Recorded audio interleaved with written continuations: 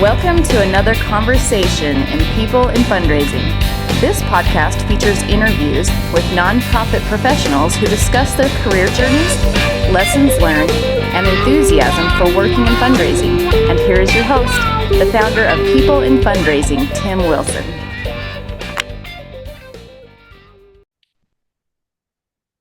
Hello, everyone, and Happy New Year. I hope your 2025 is off to a great start. Today is Monday, January 6th, 2025, and this is Season 4 of the People in Fundraising podcast series, where I bring on guests who work in nonprofit fundraising to talk about their career history and things they've learned along the way.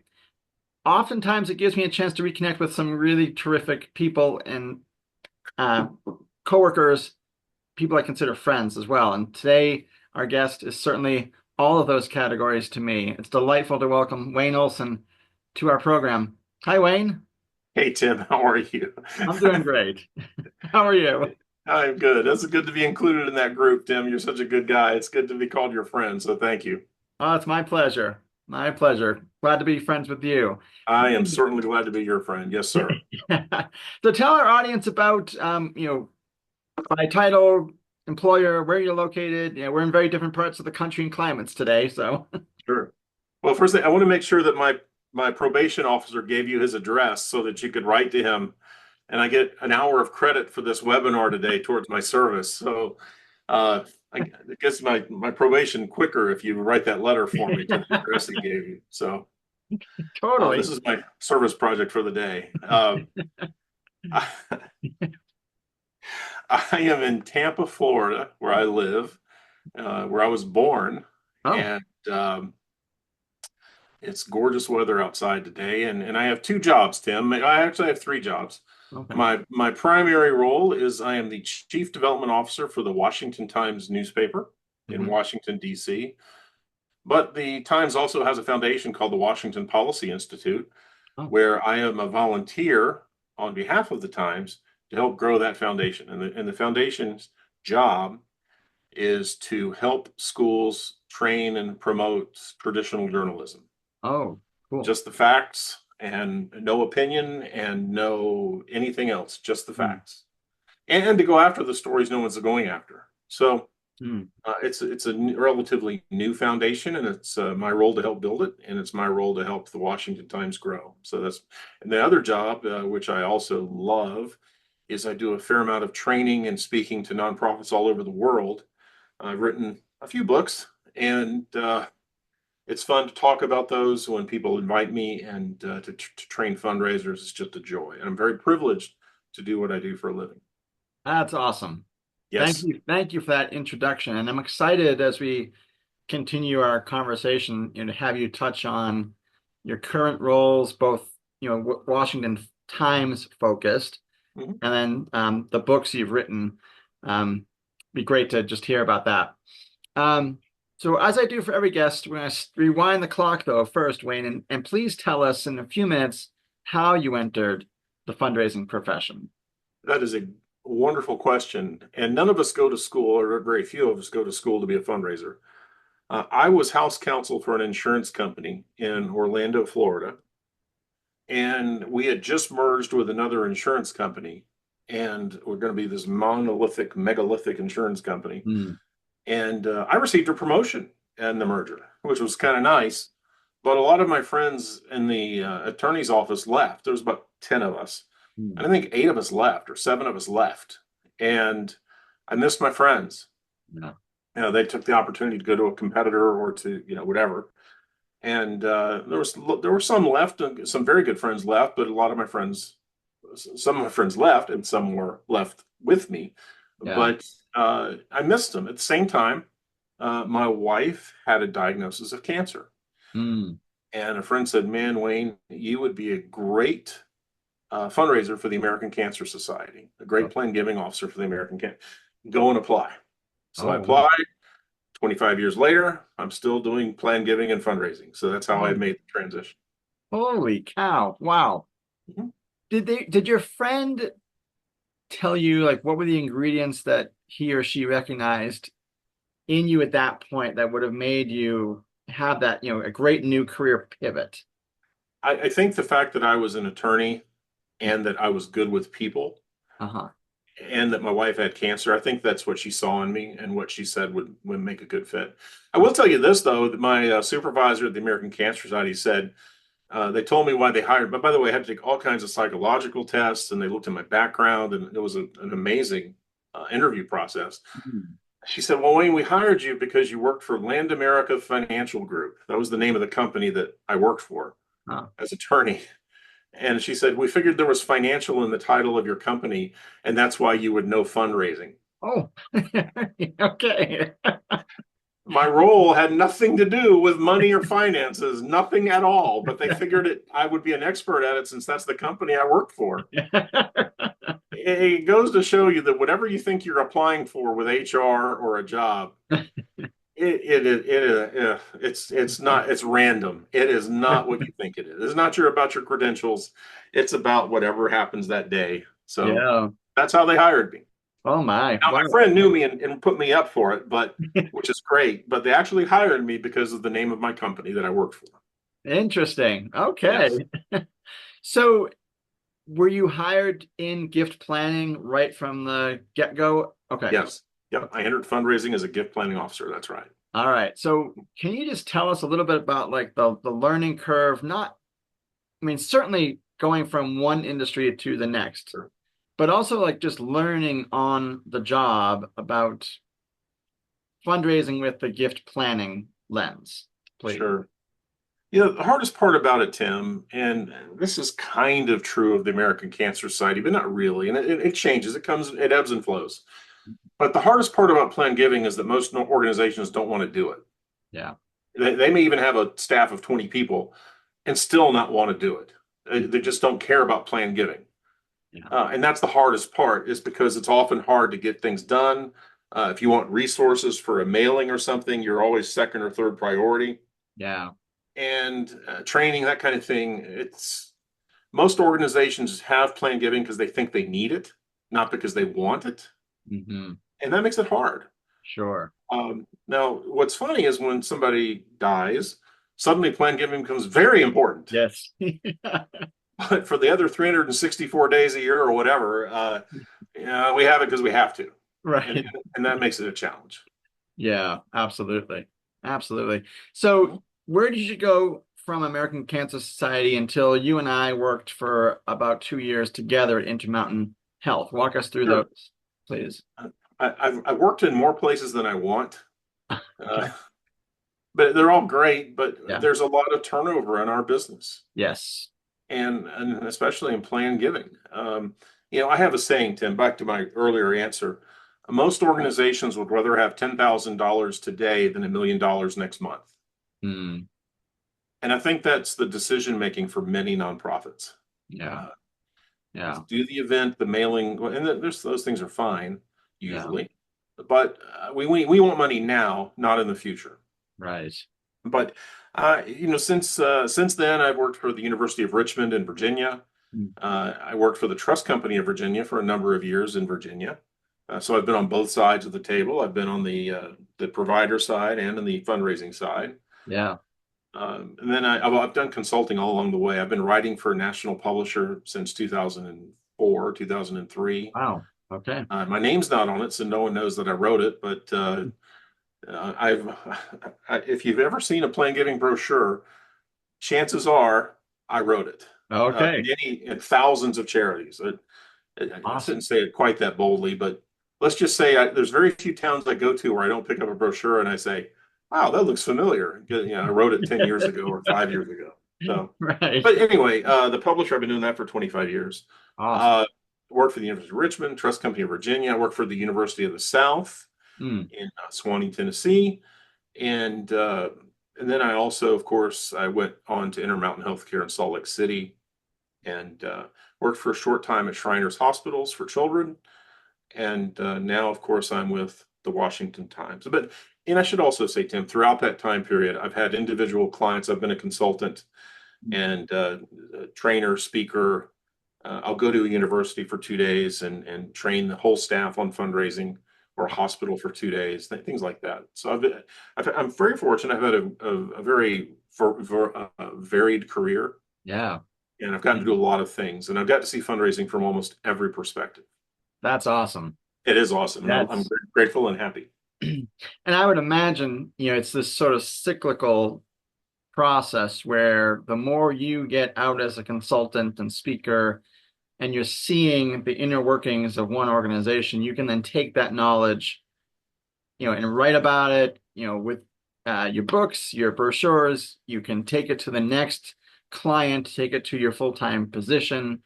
Um, that's amazing to have multiple ways to continue learning and advocating for gift planning and fundraising in general. That's right. Yeah, That's exactly right, Tim. awesome. So tell us about your role, Wayne, at the Washington Times, please, as the Chief Development Officer, and the Washington Times Institute as well, please. Sure. Tim, you mentioned that as you get around the country, you get to see things and learn things. At Hmm. its heart, all fundraising is marketing. Mm, We are marketers.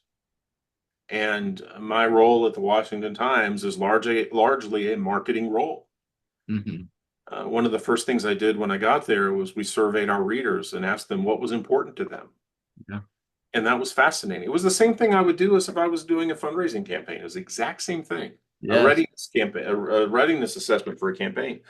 We learned a ton about our readers and it shaped the way we advertise and market. Mm, And unfortunately, the leadership at the Times is open, responsive, and supportive. They're great people. mm. And we worked together to make things, we really tightened up the future of the paper and the marketing, and it's been very good.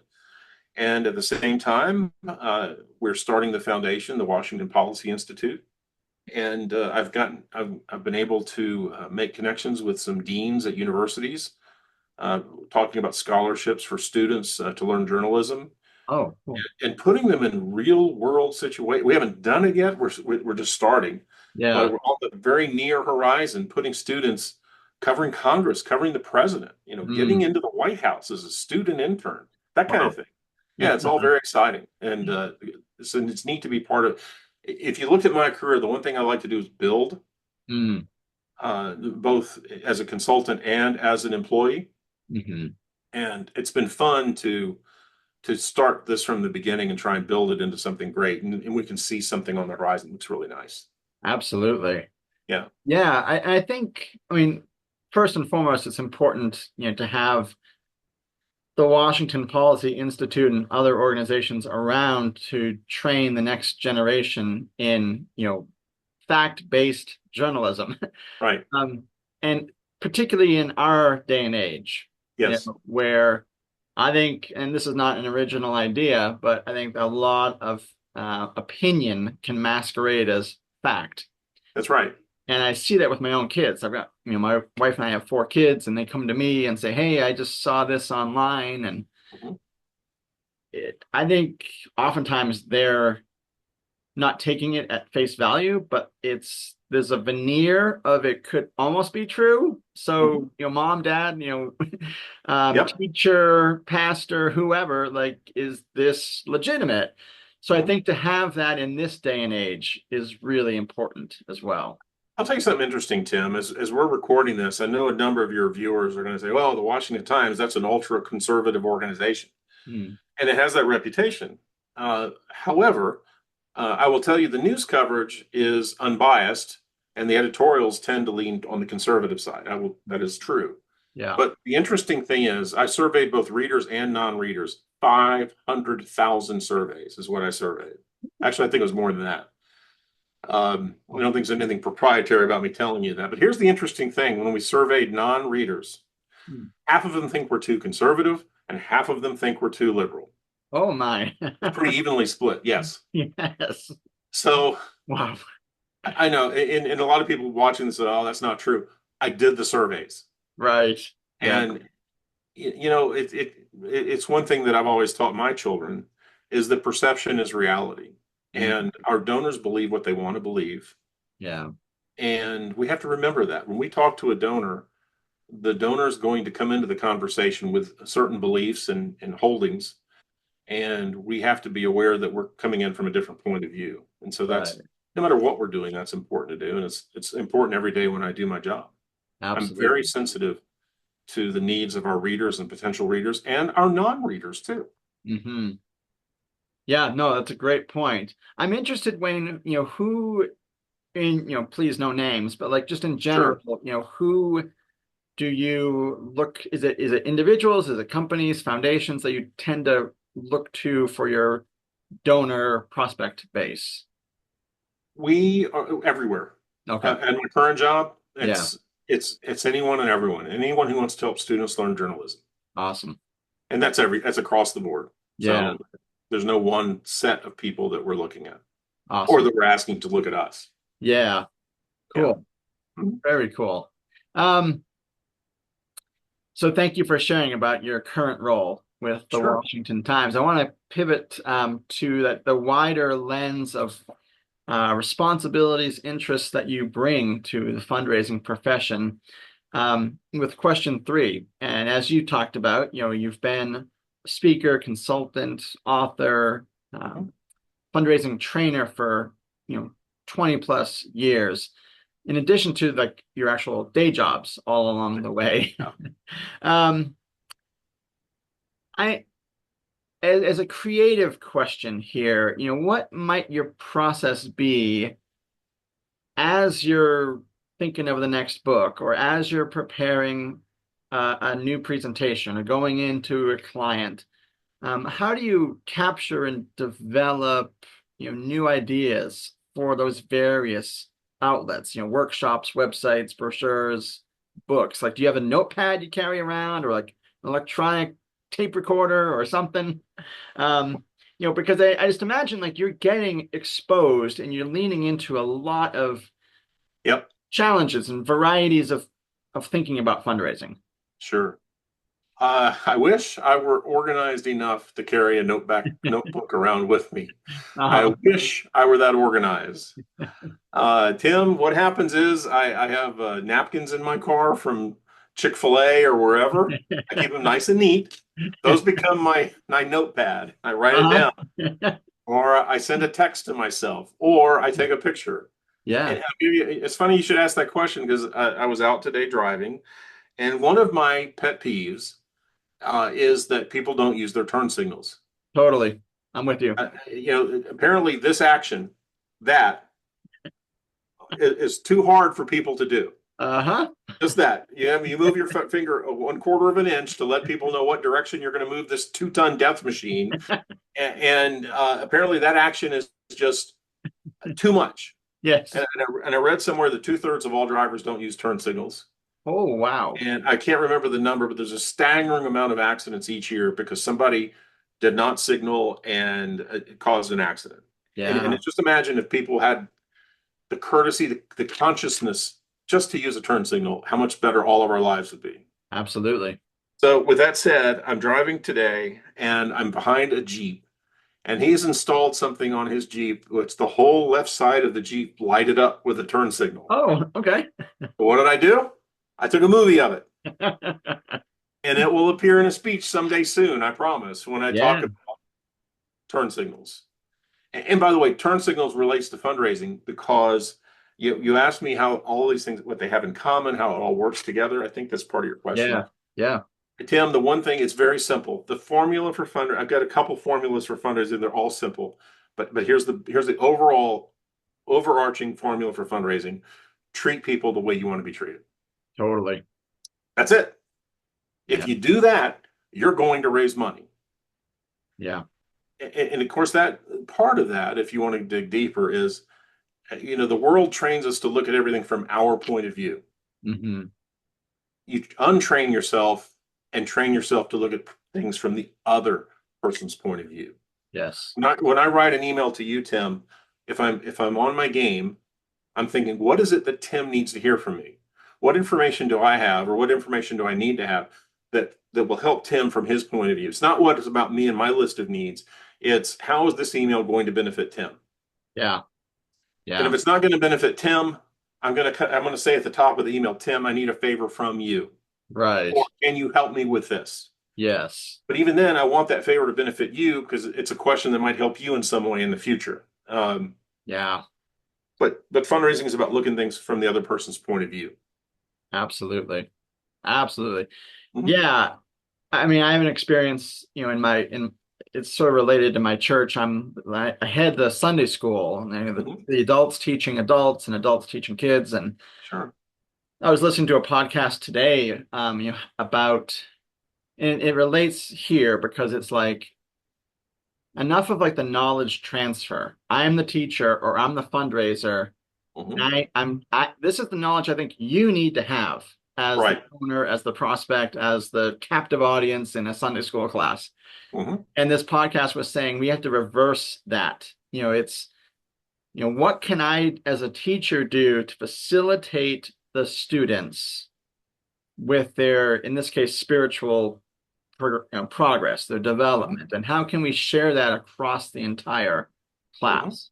That's So right. here too, like, what does the donor most want to know? How can we connect them to the cause? What will work for them to be connected to the cause so that they can progress as a donor, as a prospect, and Mhm. and feel like it is not a knowledge transfer or a transactional engagement. That's right. So yeah, and I think there's a lot of talk on LinkedIn, about that particular concept about transactional fundraising and so forth. So thank you for sharing your insights, and I love that blinker analogy. How do you know, Wayne, if an idea that you're chewing on is worth continued exploration and then finding its way into any one of those creative professional outlets of yours? You don't know. Okay. You really don't, Tim. So I was working on my next book. I was a third of the way into it and I realized it wasn't going to work. So I Oh, stopped. oh, okay. It's good stuff. It'll show up in another way sometime. Yeah. And I like what I wrote. It's well written, Yeah. but as a book, people would read it and say, "Oh, those are nice stories," but it doesn't take anyone anywhere. Hmm. And even if you're writing a nonfiction book, you have to start at point A and take the reader to point B. Yes. And this would just be a nice little journey without going anywhere. You'd kind of meander through the forest, and there's a pretty forest, but you don't go anywhere. Yeah. So No. I had I emailed a friend last night. I said, "Here's the other three books I'm working on. Which one do you recommend?" And I guess that to answer your question, that would be most helpful for your listeners if they wonder what works, what doesn't work. When you see a trend, Okay. when I hear a lot of people say, "I'm having trouble with this" or "I'm having trouble with that," Yeah. when you see the same question over and over again on listserv, and you think you have an answer to it that'll help prevent it in the future, Yeah. help people get over this problem before it occurs in the future. You see trends like that. That's the best way to identify a problem. Hmm. That's great. Thank Mhm. you. I'm just curious, just, for my own curiosity's sake, um, are your when you go to clients, is it mostly US based? Do you have international consulting? Uh, Mostly US with a fraction in Canada. okay. And occasionally I'll get calls from the Netherlands or Oh, Mexico, okay. which is kind of fun, but mainly vast majority United States. Okay. Yeah. Great. Thank you. Mhm. I want to dive into your role as an author, Wayne, Sure. um, because I know where to find you Mhm. on LinkedIn and your website and your books. Sure. But I'd love to just take a moment here to list some of your publications so that people, if they're watching this, listening to it, they know, oh, that's a book by Wayne Olson. I want to check it out. So Mhm. you've published things, Think Like a Donor, The Right. Disney Difference, which I like that one. Fundraising for Nonprofit Board Members. Right. That's a critical topic. It Um, is. and then Big Gifts, Small Effort uh, Right. are some of the publications and the Mhm. books you've written. Mhm. Um, I think one of your next books is, and correct me if I'm wrong, Ordinary People Doing Extraordinary Things. That's the one that's now on the back of the shelf. Okay. That's the one that's not going to work, Okay. at least as it is. So, I mean, it's a Okay. great story. I mean, great idea, but the story wasn't just holding together. So, Okay. So this is uh, this is the peril when I write these questions months in advance and then don't check with the guest to see if there's any updates. you know My what, Tim? I apologies. think it's valuable for your listeners and your viewers to know that here's a guy who's written 6 books, and you can invest in it. And by the way, that your question is still fresh, and my answer is still fresh because it could come back. It's there in my Right. computer. I just might write another book first, and maybe that Sure. book will help me clear up what I need to get cleared up on this book. Yeah. But it's, you mentioned the Disney difference. I'm a student of Disney. Disney's ideas never die. They just put them on the shelf until they can be used. And I'll give you a quick example. If you've ever ridden on Living with the Land at the Land Pavilion at Epcot, there's 2 buffaloes or 2 bison on the river ride. Hmm. Those bison were created, I believe, for an attraction that was never built at the Magic Kingdom called the Thunder River Mesa, which is the only part of that attraction that survived is Big Thunder Mountain, but it was supposed to be this huge mountain in Frontierland that had 4 or 5 attractions, Oh. and it had a whole Western landscape, and those bison were built for that Western landscape. Oh, The okay. attraction was never built, so they put them into the land to show the American prairie. Oh, okay. A good idea never dies; it just has another day. Yeah. I like that. A good idea never dies, just has another day. That's right. Yeah. So hold on to them. Yeah. Yeah. And I'm just looking behind you. You've got that Saving Mr. Banks poster. Yeah, Um, when my kids were younger, of course, I think we made Mary Poppins an annual screening in our family. sure. And I was excited when that movie came out about 10, 12 years ago. Um, because just, for Disney to conceptualize, well, let's look at that story from a different lens, That's right. and telling the fact-based journey of those books turning into one movie and the Yeah, friction between Walt Disney and P.L. Travers, that's right. told beautifully. And so, Yes. yeah, yeah, And she didn't want the movie to be made that's right. ever. Yes. And certainly not a sequel, which they've made. So go figure. That's right. But I just have to think that I think it was a sequel. I can't remember, but there was they've there redone was it several times. yes, yeah. Mary Poppins Returns, Thank you. with Jim Halpert's real life wife, the guy from The Office, John Krasinski, Emily Blunt. But Good for you. You know it better than I do. Good for but you. I think that speaks to the tenacity. This good idea never dies. Like Walt Disney refused to take no for an answer from Mhm. P.L. Travers, Yes. and that's portrayed in the movie in some detail. Yep. Um, and so yeah, like don't give up on the idea, on the goal. Yep.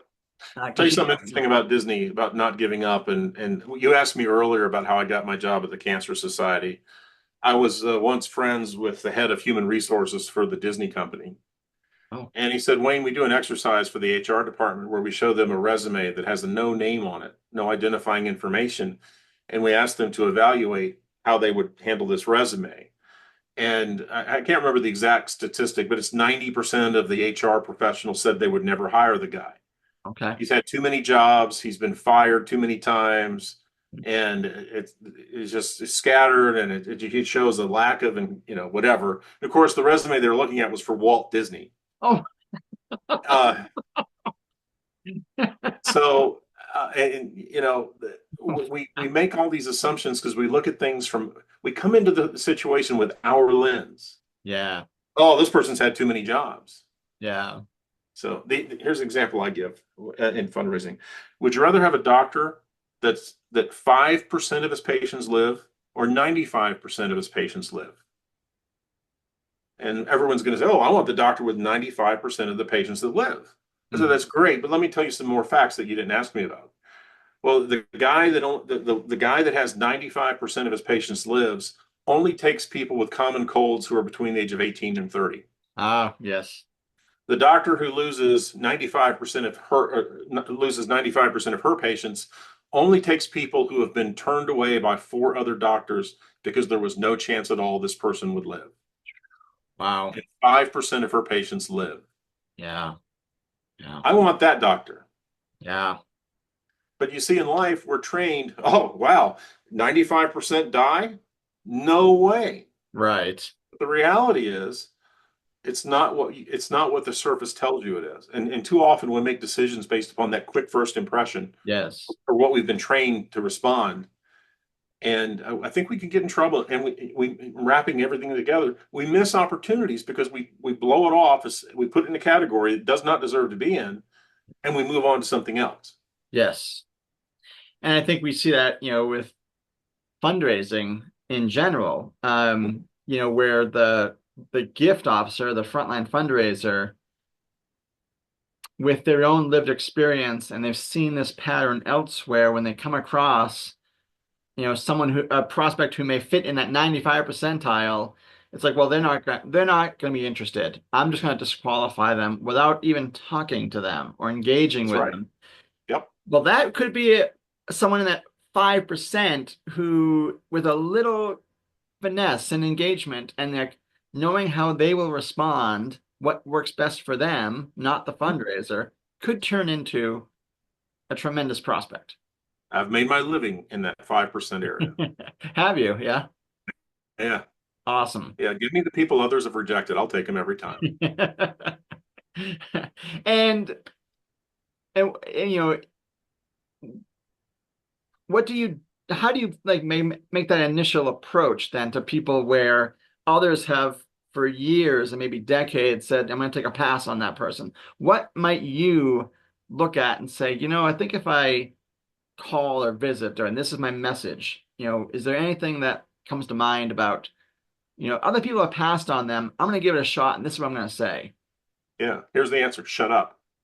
Awesome. Say nothing. Uh-huh.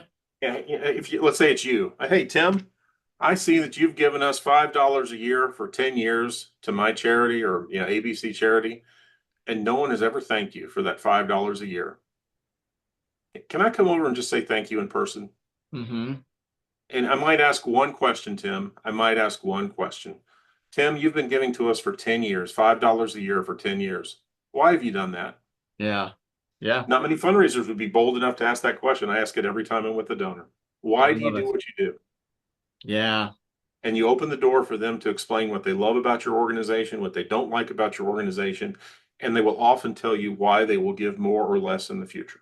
Mm-hmm. Bingo. But the key is to shut up. Yeah. Sorry, I mean, I could say be quiet. Right. But the reality is we feel like we have to say something. We have to present a case. Yes. No. It's Mm-hmm. the donor's case that we want to hear, not ours. Listen. Totally. Listen. By the way, that's one of the 3 books I'm working on that I've asked my friend to help me figure out. That's a candidate, a book on how to listen and what you can achieve when you listen instead of talk. Oh, that's great. Yeah. That is well needed in our society. Yes. We have a society of talkers. Listeners are in short supply. So if you're a good listener, you're ahead of everybody else. Yeah. We're desperate for listeners and they just don't exist. You're right on that. Mhm. Absolutely. Thank you. That a very enlightening part of our conversation, Wayne. We have about 5 minutes left. I'd love to get your thoughts on this last question here. And you've talked about Disney. I think you even referenced Busch Gardens earlier. And, I know because, we worked together, we would have lunch frequently and so Yep. forth. Great times. Totally. And I know you've worked in the past at Busch Gardens and you weave that into presentations. What do you got there? You mean that place? Yeah. I don't know what you're talking about. I know you've weaved, both, the Disney difference and your personal experience, working at Busch Gardens. I've Sure. seen it in conversations. I've certainly seen it in your LinkedIn posts and elsewhere too. So very public facing roles throughout your career. Yep. Speaker, consultant, author, employee. Mhm. I'm curious to understand, and not so much from the audience's perspective as from yours. Mhm. How do you keep these public engagements spirited? How do you bring the energy yourself? Do you have a certain mental process, a mantra like to get you going to be on stage in front of people? Do you is it a breathing exercise? What might it be? Because I'm just curious myself. That's a great question. I will answer it two ways for you, Tim. And I do a fair amount of public speaking. And again, this will help your audience. This is from my point of view, but it'll help your audience. I'm nervous before everyone, Yeah. whether it's a group of 10 people or 1,000 people, or whether I'm the keynote speaker or asked to give an impromptu, whatever, 30-second. I'm nervous, even though I do it for a living. Yeah. I think the day that I'm not nervous is the day that I'm going to fail. But here's the thing. I had a speaker tell me this. I cannot take credit for it. And the speaker taught me this. His name is Richard Wildman, a fantastic speaker. I had a chance to meet him. I said, "What do you do? How come you do this so well?" And he said, "Wayne, I say a prayer before every speech that I don't say what I want to say. I say what they need to hear. Mm, I say that prayer and I ask God to give me the strength to provide these people what they need, what they came to hear, not what I think they need to know." wow. Yeah. So that's number one. The number Love it. two thing is I have never gotten tired of seeing somebody smile because of something I did or said. Mm, I can't get tired of that. You just yeah. can't. It's just too much. There's too much joy in making somebody happy. Totally. And I'll give you another example from my past. Oh, it's right here. Um, this is one of the things I'm most proud of. Monster of the Night, right there. I got an award for the scariest monster at King's Dominion as part of their Halloween haunt. Awesome. You know how old I was when I got that award? Uh, 41. I thought, you know what? I bet it would be fun to go out to King's Dominion. First of all, I wanted to know what it was like to stay up past 11 at night. I found out. Uh, I thought, you know what? I'm going to put on that costume and try and scare people. yeah. And I'm just going to do it for the fun of it. And I had a blast. And I said, if I'm going to do it, I'm going to give it everything. And I actually won Monster of the Night. That's awesome. Yeah, I'll share something with you quickly, Tim, that I think is hilarious. I had so much fun doing it. And they called me and said, "Hey, somebody's called in sick over in another." I was in the haunted corn maze, the corn stalkers. But Oh, on the Blue Ridge bloodbath, somebody called in sick. And they have two positions over there in a ghillie suit, which is basically an outfit that's a bush, right? oh, okay. You look like a bush, a Yeah. tree, and you can't see I could stand behind a tree, you'd never know it was a human being. Wow. So the Blue Ridge Bloodbath, these people are in these electric cars on a track. During the day, it's a kiddie ride, but at night, it's the Blue Ridge Bloodbath. So the guests are on these electric cars, and I was jumping in front of the car and hanging onto the dashboard and looking in the window and scaring people. I even got run over once. And the supervisors went through the ride, and at the end of the night, they awarded the Monster of the Night to the other person in the ghillie suit. They said, "Man, you really knocked yourself out tonight. You were jumping," and I'm thinking that guy's 18 years old and he was smoking in the bushes. He was a bush smoking in the bushes while I was out there getting my face run over. And the credit went to the guy they thought it would be because he's the guy that's there every night. Oh, And I'm the old guy and I was a substitute and they didn't yeah. expect much out of me. And so we're both wearing ghillie suits. You can't tell who's who. And Yeah. they awarded it to the other guy. Huh. And I can tell you that you can also, like I said, I mean, literally hide and smoke or do whatever you want to do because no one's going to find you. But I said, look, if I'm going to be away from my wife and kids, I'm going to do this. Totally. And it's the same thing when I give a speech. I don't care where it is to what audience. I want them to leave thinking their investment of their time was worth it, Yes. including this podcast. I want people to say, "Lynn, I am glad I tuned in. I'm glad I stayed till the end. Absolutely. Otherwise, I've wasted their time." And there's no greater crime than to waste somebody's time. Absolutely. Yep. Yeah. Yeah, well said. I mean, it's the one commodity you can't buy. That's right. Yeah. That's exactly right. Yeah. I love those anecdotes. And that one of the things I admire about you is whether it's speaking or writing, you can weave these real world experiences in a way that um, resonates with people, and you pull people in quickly too with your anecdotes. It's not like a travel log and 30 pages later there's the punchline, there's the delivery. You're very attuned to attention spans and the hooks of these anecdotes. So Thank you. keep Mention it that up. in my report to the probation officer, please. I certainly That will will. help. Well, speaking of publications, Wayne, before we Yes. started recording, you had mentioned a very generous offer on Mhm. your books. If you'd like to share Yes. it with your audience, our audience, please. Yes. You can buy my books on Amazon, which is fine. But if you'd like a better deal, go to my website, wayneolson.com. And it doesn't matter how you spell Olson to get there. But it is so go to wayneolson.com and enter the code word TIM, TIM, and you will get a discount on my books. Wonderful. And it'll be worth it. And you can see it in the cart and any number of books you want, and give you a discount. I haven't figured that out yet, but it'll be generous. So Well, thank you very much. That is really generous of you. I yeah, appreciate that. it'll be fun. Certainly will.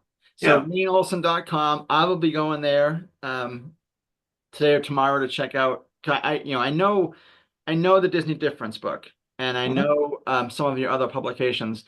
Mhm. I've seen the fundraising for nonprofit board members. That Right. one also I think would be really interesting. So again, really appreciate your generous offer here. So thank you. My pleasure, Tim, and I'm grateful to be here with you today. And I'm very fortunate to count you as a friend. And I'm only sorry that we don't talk more often.